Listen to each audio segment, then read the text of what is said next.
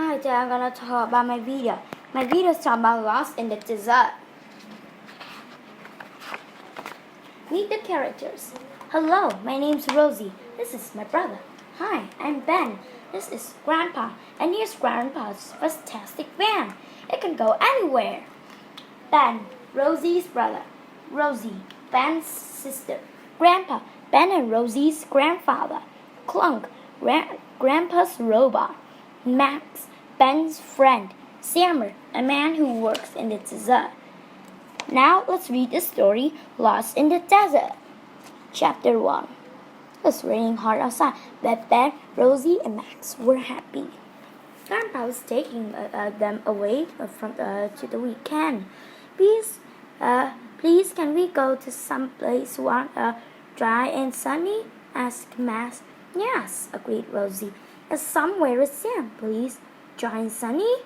Said Clunk. With sand? No problem. Clunk started the van. The robot typed some numbers into the computer, and suddenly the van was in a new place. But where? I can't see, said Clunk. There was sand everywhere. They couldn't see the ground or the sky. It was just sand all around them. Strong winds hit the van and turned it around the hair. It's a storm, shouted Ben. A sandstorm. Suddenly the van hit something and stopped. The computer screen was black. I need to look at the engine, said Grandpa. I can do that until the storm ends. They sat and listened to the wind. When the sandstorm finishes, Grandpa tried to open the door. It didn't move. I can't open the door, said Grandpa. There's too much of sand outside. At last he got out of the van and looked around. Wow, we're in the desert, said Max. We're in a big empty desert. Rosie's mom. I wanted sand, but not this much. Grandpa's looking in front of the van. He got onto the van's out with sand. He said, Can you pull it out, Clunk?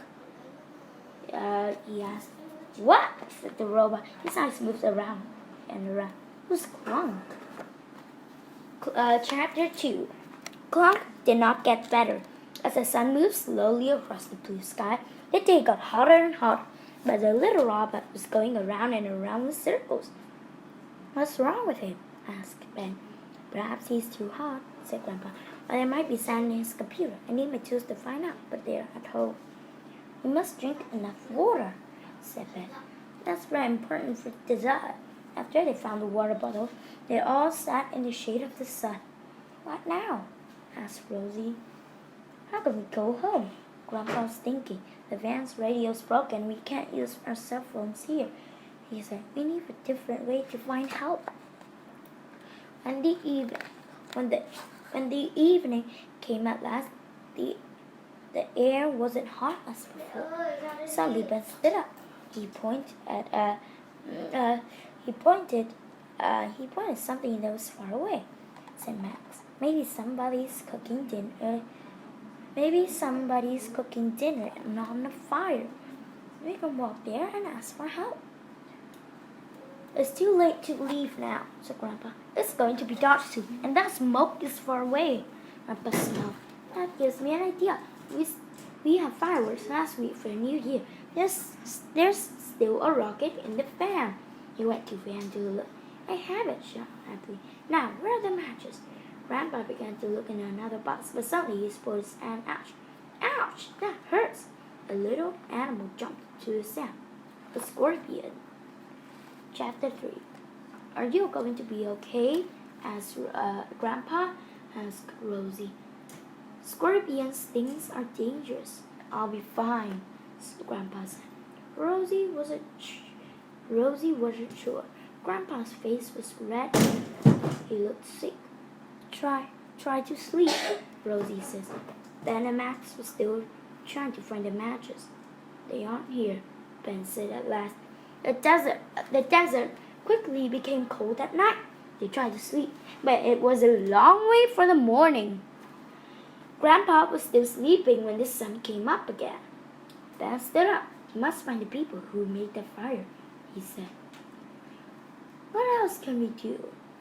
The robot was still going around in circles. but more and more slowly. Ben took his compass out of his pocket, and Rosie gave Max two water bottles. "Please be careful," she said. It wasn't easy to walk on the sand. The day was very hot at first. But as the sun climbed higher, the day got hotter and hotter. Soon the boys were tired. Their legs hurt, their arms hurt, their bodies hurt. But they did not stop. Max drank some water. "Don't drink too much," said Ben. "Only water later." They walked for hours. "Is it the right way?" Max asked. Ben put his hand in his pocket. "Oh no," he said. "I don't have the compass now." He looked at the desert all around them. Without the compass, how could they find a way? But Max was smiling and pointing. "Look," he said. "Camels." Chapter 4. "My name's Sammer," the man on the camel told them.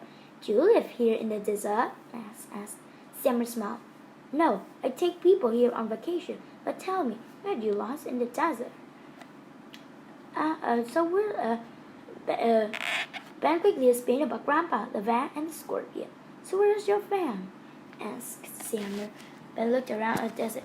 I don't know." At the van, Rosie was getting more and more frightened. Grandpa was still sleeping, and Clunk wasn't moving. "Where are Ben and Max?" Rosie thought. She looked down at the rocket sadly. With no matches, it couldn't help them. "Wait," thought Rosie, "maybe I can use something else to start a fire." She looked around for something else to start a fire. She looked around for something to use. When she saw Grandpa's glasses in his shirt pocket, Rosie smiled. Perhaps she could use those.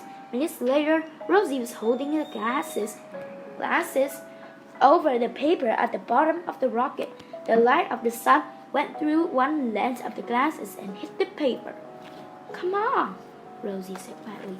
"Start a fire, please." Nothing happened. "Let me see those glasses," said a tired voice. It was Grandpa.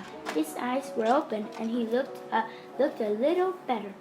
Rosie gave him the glasses. Quickly, he pushed both lenses out and held them together.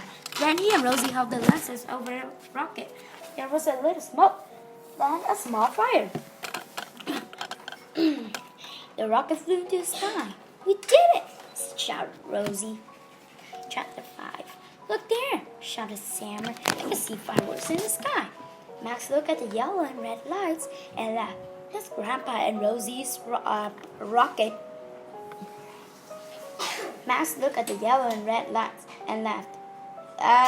Ben started to walk to the truck, but Sammer stopped it. "The truck's too slow on soft stand," he said. "You must ride your camels with me. Come on." Grandpa and Rosie waited at the van. "Did somebody see our rocket?" asked Rosie. "I don't know," said Grandpa. The sun moved slowly across the sky, and then Rosie jumped up. "I can see something," she said. 3 camels coming." As the camels came closer, she saw the people who were on them. Ben and Max were riding them. Grandpa stood up slowly. First he thanked Sammer, then he spoke to the boys. "It was very dangerous to walk in the desert," he said. Then he smiled. He said, "But you found Sammer and brought him to us. Well done." Sammer was looking at the van. "I have ropes in my bag," he said. "My camels can pull your van out of the sand easily." Sammer was right, and soon the van was ready to go again. "Now you must see a doctor," Sammer told Grandpa. "I will," said Grandpa. He looked at Clunk. The robot wasn't moving. "Then I'll fix Clunk," Grandpa said. "Now can you go home in this van?" asked Sammer. "Watch," said Rosie as they got into the van. Suddenly there were lights everywhere. The van was leaving. Goodbye, Sammer," shouted Ben. "And thank you." And it's the end of my video. Thank you for listening. Bye.